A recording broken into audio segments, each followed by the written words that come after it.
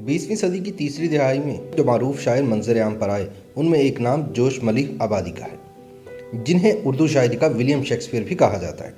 جوش اپنے خالص اسلوب کے باعث اپنے ہم عصروں میں ممتاز رہے۔ ان کی جوانی کا زمانہ برصغیر پاک و ہند کی سیاسی ابتری کا زمانہ تھا۔ اس زمانے میں مسلمانوں پر ظلم و ستم کا بازار گرم تھا۔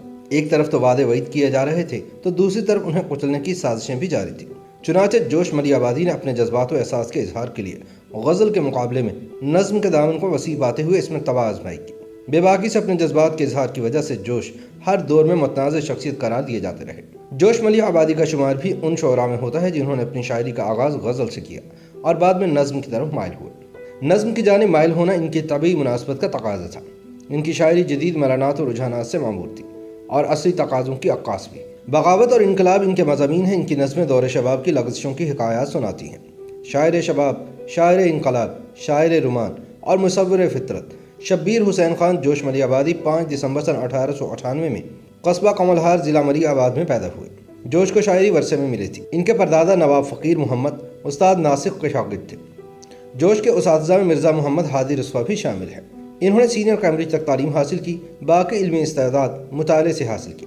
جوش کے والد بشیر احمد خان بشیر بھی شاعر تھے اور دادا نواب احمد خان کا بھی شاعری سے تعلق تھا۔ اس کے علاوہ ان کے پردادا نواب فقیر محمد خان صاحب دیوان شاعر تھے۔ ان کے خاندان میں خواتین شاعرات بھی موجود ہیں۔ جوش کی دادی بیگم نواب محمد احمد خان مرزا غالب کے خاندان سے تعلق رکھتی تھیں۔ اس طرح جوش کو شاعری ورثے میں ملی تھی، لیکن جوش صرف شاعر نہیں تھے، ایک ہشت پہلو شخصیت تھے۔ ان کی شخصیت کا ہشت پہلو ہونا ہی اس بات کا ثبوت ہے کہ انہیں شعر اور نثر دونوں پر کامل عبور حاصل تھا۔ شاعری کی تو اوج کمال تک پہنچے اور نثر لکھی تو ادبی حلقوں میں ہنگامہ برپا کر دیا۔ جہاں تک ان کی شعری استعداد کا تعلق ہے تو یہ چونکہ وراثت میں ملا تھا، اس لیے بچپن میں ہی شعر موضوع ہونے لگے تھے اور انہوں نے 9 برس کی عمر میں پہلا شعر کہا، شاعری کیوں نہ راس آئی مجھے، یہ میرا فن خاندانی ہے۔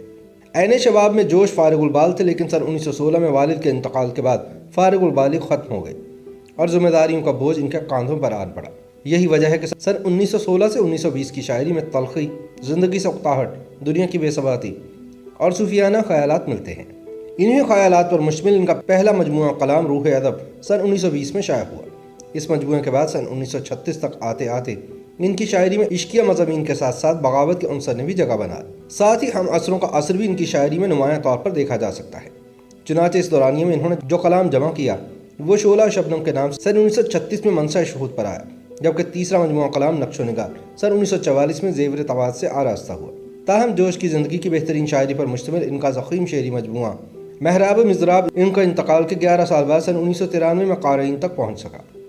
مجموعوں کی تاخیر پر تبصرہ کرتے ہوئے جوش کی پوتی تبسم اخلاق لکھتی ہیں کہ حضرت جوش ہر دور میں متنازع شخصیت بنے رہے یا بنائے جاتے رہے۔ جب ان کا انتقال ہوا تو مارشل لاء کا زمانہ تھا۔ اس دور میں لوگ ان کا نام زبان پر لاتے ہوئے ڈرتے تھے کہ مبادا ان کو بھی نوکری سے برطرف ہونا پڑے۔ تبسم اخلاق کے بیان سے اتفاق کرنا پڑتا ہے کیونکہ ان کے انتقال سے 10-11 سال پہلے ان کی خود نوشت یادوں کی بارات سن 1972 میں کراچی سے شائع ہوئی تھی اور ان کا انتقال 22 فروری سن 1982 کو ہوا۔ یوں ایک طرح سے وہ 10 برسوں تک تنازعات میں گھرے رہے اور اس کے باعث انہیں بے حد دشواریوں کا بھی سامنا کرنا پڑا۔ حکومت کے عطاب کا بھی شکار ہوئے، لیکن اس بات سے کوئی انکار نہیں کر سکتا کہ جوش جہاں ایک عظیم شاعر تھے وہیں صاحب طرز نثر نگار بھی تھے۔ شاعری میں جوش ایک ایسے شاعر ہیں جن کے بے شمار مجموعہ ہے کلام منصہ شہود پر آئے۔ ان میں روح ادب آواز حق، شاعر کی راتیں، جوش کے سوشے، نقش و نگار، شعلہ شبنم، پیغمبر اسلام، فکر و نشاط، جنون و حکمت، آیات و نغمات، عرش و فرش، سنبل و سلاسل، سیف و سبو، سرور و خروش، سموم و صبا، طلوع و فکر، موجد و مفکر، قطرہ کلزم، نوادر جوش، الہام و افکار، جوش کے مرثیہ، عروس ادب، عرفانیات جوش، محراب مضراب اور دیوان جوش وغیرہ شامل ہیں۔ علاوہ ازیں نثر میں بھی ان کے کمال فن کے نمونے دیکھے جا سکتے ہیں۔ جوش کے نثری مجموعوں میں مقالات جوش، اوراق زرین، جذبات فطرات، مکالمات جوش اور یادوں کی بارات شامل ہیں۔ کلام جوش میں جا بجا زندگی کی بے ثباتی کا تذکرہ ملتا ہے۔